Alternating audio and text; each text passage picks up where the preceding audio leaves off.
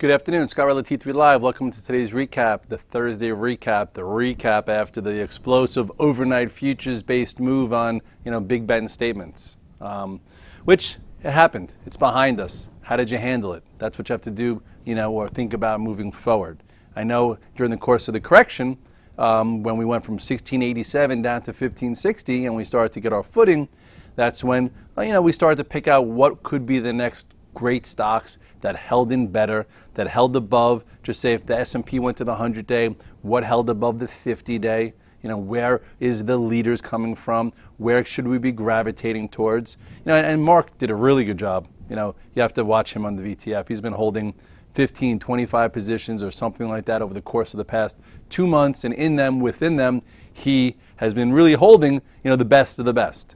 For me, I've been picking my spots. Some days I'm long 4 to 6 positions, some days 2, some days, 7 or 8. I haven't put on as much as I had in the first quarter, but, there's been some tactical ranges. But for him, he's found his sweet spot. He's been going after the best of the best. And, we've been covering them in off the charts and covering them in the price point sheet. And you can see him go live, in his VTF, some of the other VTFs, Stephen Mike, all over the 3D printers. So there's just a lot of action. If you look at the actual action, and now look at the noise. And I hate to say it, I think the TV sets have to be turned down. I remember over July, 4th week, that Wednesday when we gapped down like 10 handles because of Portugal, because of Greece, because Egypt all day long on the television set. I said, if you drown out the noise and take everything, out of the picture, you look at the chart and you look at the healthy digestion, the bottom line is, things look like they're ready to go.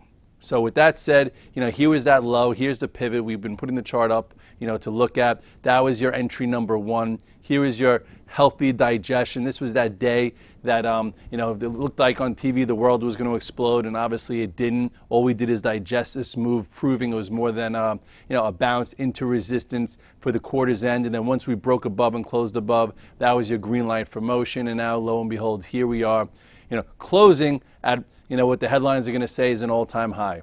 Okay, you have 1687, which is the intraday high, so we're almost there. The problem now is, we're extended from the 8-day, the 50-day, the 21-day, and and we're overbought. So it makes it a tough environment. I would have much rather Big Ben not speak and let us do some digestion here, so then we could have, traded this better versus the gap. And if you look at the spiders, you'll see, how apparent all these gaps are, which is why there's some frustration out there, because people who are a little bit risk averse, who might, be listening to some of the fear mongers or this and that, who don't want to be long so much overnight, the intraday action has been a little sparse.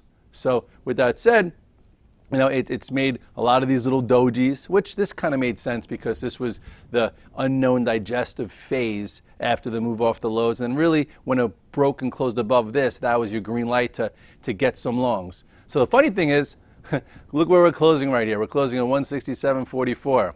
If you come back to me, I hate to beat them up a little bit, because I do love the newspaper. I love Investors Business Daily. But just like traders have to tweak their system, maybe holding more positions, less size, giving them space, maybe adjusting to volume requirements because some stocks are breaking out on not heavy volume, or the up days in the stock market happen to not be on heavier volume. But you know what? These things are moving and going. And, IBD probably today will go to, uptrend confirmed, which they're still in market correction mode. But anyway, so I'm a little upset because I know a lot of traders out there, a lot of people follow it, and they say, okay, why am I going to be in portfolio approach if this time-tested system, is saying that make your buys very selective, make them very tactical. And if you go back to the chart, I remember on this day, this is when I thought they should have went to confirmed rally. Right? Here's the move off the lows. This could have been just a trade, but then once we reclaimed the 50-day and once we closed above this would have been a much better spot to go back to, confirmed uptrend, because I think a lot more traders would have had a little bit more confidence, putting on portfolio approach and holding it all the way through, versus now they're going to list it where, so I guess you weren't allowed to buy stocks this whole time. So anyway, with that being said, there's no perfect resource out there. There's no holy grail. Everything is just something part of your process to help you make decisions. If you look at some of these charts, though, unbelievable. First things first, Amazon. Look at that move. We've talked about it so many times. It's always on the morning call. buy area 1, buy area 2, and you really just had to have a certain amount of shares you wanted on and just let it go. And sometimes that's the best way to do it versus trying to play it through points, which were a little tough right here. And P.S. the 300, if you're a stock picker also, God bless. If you've held this the whole time, you have multiple bagger in here, besides if you just held it for the past 6 weeks, as this was where the relative strength alpha has been created. Google, same thing. We've talked about it holding above the 50-day. This was, I think, the last buy price and off the charts, and now it's closing above 920. Prior high here was 920.60, so congratulations. What was it, 2 years ago we said this was our high beta stock of the year for various reasons, and it wound up on a monthly chart breaking out. This was the spot, and yes, a little wishy-washy, but just shows you that you can pick something and let it go, besides trade it on lots of different time frames. And recently, this has been something that, intraday has been tough, but if you just said, okay, I'm going to, give it to the 50-day, which it held. It didn't get to the 100-day like many other stocks out there. And today, it closed, it triggered above 912, and you had to hold it all day long and not overtrade it, and you could have made some nice money. And that was Google. LinkedIn also, here you go. Look at the size of this base now. This is, what is this, like 6 months now that it's been hovering between 160. And really, the base was between 160 and 188. This was a push-up right before earnings, okay? And then it came right back in, and then it got under accumulation again. I think chart pattern, or we had it here somewhere around 184-ish.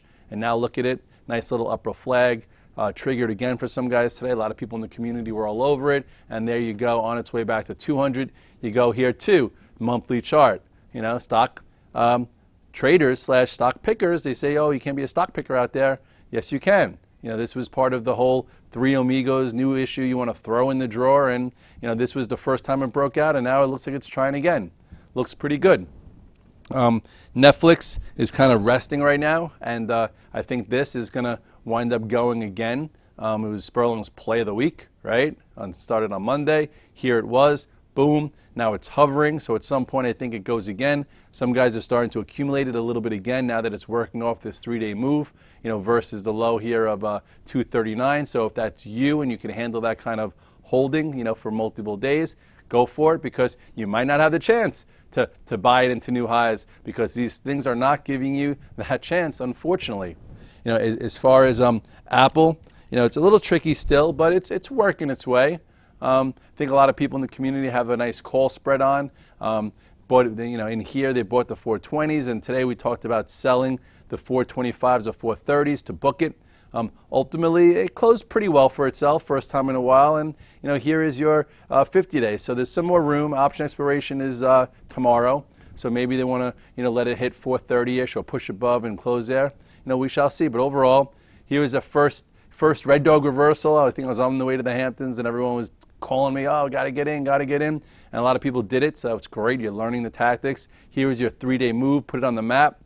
Then it held the top third of this range, and now it's starting again. And it's pretty lethargic, but overall, there's definitely some headwinds for Apple. So, taking a trade like this, if we can get it up until here, and who knows, maybe it even reclaims the 50-day, because everyone's probably going to short it in front of it, and the market likes to make everyone feel stupid. But anyway, on the move, if you're in there, congratulations. Facebook gave us a nice little 3-day move, and then even gave you a cute short today. Today on the VTF, guys saw me shorted probably around, 25, 85-ish when it came back below the prior day's high for tactical trade, and it went negative. But what did it do? It held the 200-day, something different, and closed okay. So if you're still in there long from here and you didn't take the trade, it's showing a little commitment. As long as it stays above 25.45, stay with it. As far as a lot of other stocks, we talk about day one, and a day one is considered an igniting bar. That's what typically wakes up a stock, puts it on the radar, even if it's a laggard. Because I showed you the leaders, and there's a lot of them making new highs going, and then once that happens, people start to look into the lower tiers to see what could be next. And yesterday, Sperling talked about a few of them. Look at VMW. Okay, look at this laggard trade, okay, but something to do. Right? This is a former leader, been battered and bruised, started waking up, and then boom, nice day for cash flow, and who knows, maybe it can get back up to here. CRM, also a little bit different even. Look at this day one yesterday, okay? This stock just tactically traded through this lower pivot, closed pretty strong right into the 200-day, and then you had some follow-through. Nice little tactical move because there's not every stock out there that's still around, to make 52-week highs. FF5V, also, this is the type of tactical play you could find out if you look for a day one. Here's your low. Here's your day one igniting bar. We don't like to short igniting bars because that means it's igniting a new move potentially. You put some volume in and to see if that was also a clue yesterday. And oh wow, look at this volume yesterday. So there you go. That could have given you some clues right here. This volume, this igniting bar to get involved, and there you go. Nice gap up, and you got paid for that if you took it. Also into the close. Another way to play laggards, because sometimes, again, there's not just a gazillion leaders out there, and some of them, if they're 2-3 days through, 52-week highs are hard to grab. Talked about the reversal in Intel, right? I'm like, look at this bottom tail in Intel into the moving average. Maybe some of these semis look like they're getting some attention. And that was yesterday around 3:45. Tweeted it, talked about it in the chat. Some guys took advantage of it, some didn't. That's what I'm here for. I'm here to point things out so then you could potentially make some choices on your own. And even for something like that, what is this? This is a red dog reversal, right? A red dog reversal in Intel, right? It could happen in any stock, at any time frame. So what does a red dog reversal mean? It means after a big move lower, okay, you're looking for some type of entry. So here you had a move below 23.18 as low as 22.64. So when it reclaimed that area and also reclaimed an important moving average, that is your buy for a trade. If you did that for a trade, boom, here's your day and a half move. I think it was up, 3% or so. There you go. You just made yourself some nice money looking at a red dog reversal in Intel. In the mega cap family, you had a different trade. I think Vicky had this one off the charts last night. Pow, Microsoft. Look at that. Nice wedge type pattern. This has been holding up better than Intel because it's not just a PC, it's got the software, and Windows 8 is making some traction, blah, blah, blah. PS, nice trade here, right back to highs, and this probably continues. So overall, Microsoft, another nice vehicle, very liquid. You could buy as much as you want. Nice dividend. Look at the size of this move that it had. So here was your pullback. And if you also look at it, it never made it to the 100-day or the 200-day, so it showed relative strength in the pullback. So it played by the relative strength rules and then gave you a nice tight pattern. And then yesterday woke up, showed relative strength in a tape that was pretty lethargic. And then if you took it, you got paid. There you go. So we're looking around for some other plays, right? So in the solar arena, there are a few there too. So today I entered FSLR. Some guys were talking about it. Not quite a day one, but you have a mid-tier, channel, and it seems as if perhaps it could break above it. So in this little base, you buy tier one or a feeler, and then it really has to get above 47.57 in order to, get back in vogue after breaking this uptrend here. It's trying to repair. Solar City, I went over this trade on Tuesday with Deb on the street. Looking good. Elon Musk right here, triggered above, little wishy-washy. Now it's working its way to resistance 1. Tesla also continuing to do what Tesla does, which is act very impressive, closing near the highest today, still trending. Still these type of stocks, when they keep going like this, they have to have some kind of, parabolic move. And this isn't really parabolic yet. This is just moving fast and furious, and it's not even that extended from the 8-day. So, I would stay with this one, trim and trail it, use your intraday tactics, but it looks good still for, what I'm thinking at some point this year, 140 to 160. Again, as far as other groups, we talked about that middle level base in the home builders, trying to find something to do, and today they went. Look at that. Boom.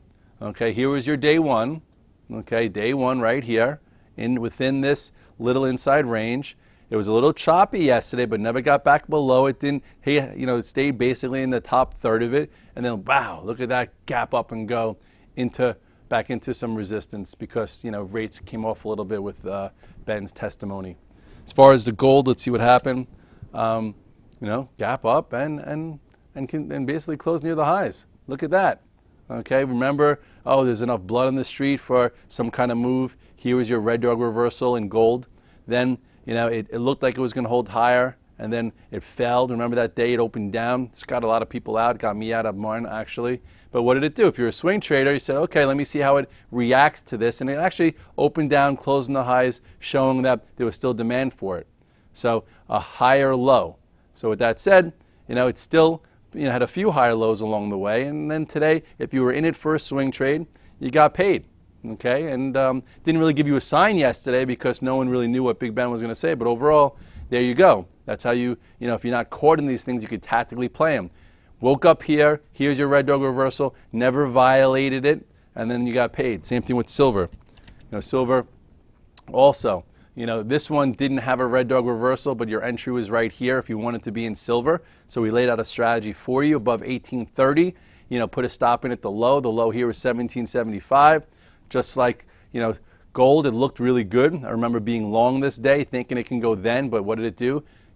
Open lower, closed okay, higher low, right? So still above this area and working its way in this lower range because that's the way these things have been trading. They haven't been trading so great, giving you that many clues. But again, if you bought 1830 and said, I'm going to put a stop in here at 1775, you're still in it and it's 1949 on its way to fill this gap. So things to do if you're not trapped, if you're not making excuses, if you're not upset. And there are a lot of those type of people out there. Could be because, I'll be honest, the Twitter sphere, sometimes as much as I love it, it gets me a little irked because in like the last 2 weeks, I remember, I think it was Monday, Goldman Sachs put its call out there saying they reiterate their view for 1750 in the S&P. I tweeted, I go, you know what, usually I think their calls aren't great and timely, but this is a good timely call. I think every bear out there that's caught short started to bash me. I'm like, okay, that's great, good job.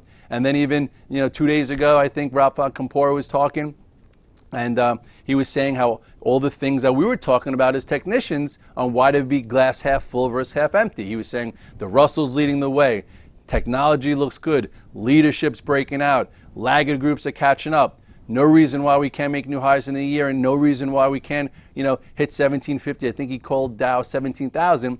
And then right away, everyone's like, oh, did you see what he said in 2007? Did you see what he said in 2009? Did you see this? Did you see that? Ralph Mikyapora, like all these things. I'm like, okay. I'm like, why even speak sometimes? And you try and add value, and there are enough people out there that are great on Twitter because, they appreciate you trying to help them, and then it also helps bring them to our community. And the guys that trade like us and want to approach the market with education and want to see what we're doing in the virtual trade floor, it's a great way to find valuable guys that are like-minded, but there's so much naysayers out there the same way, you have it all over some of those networks.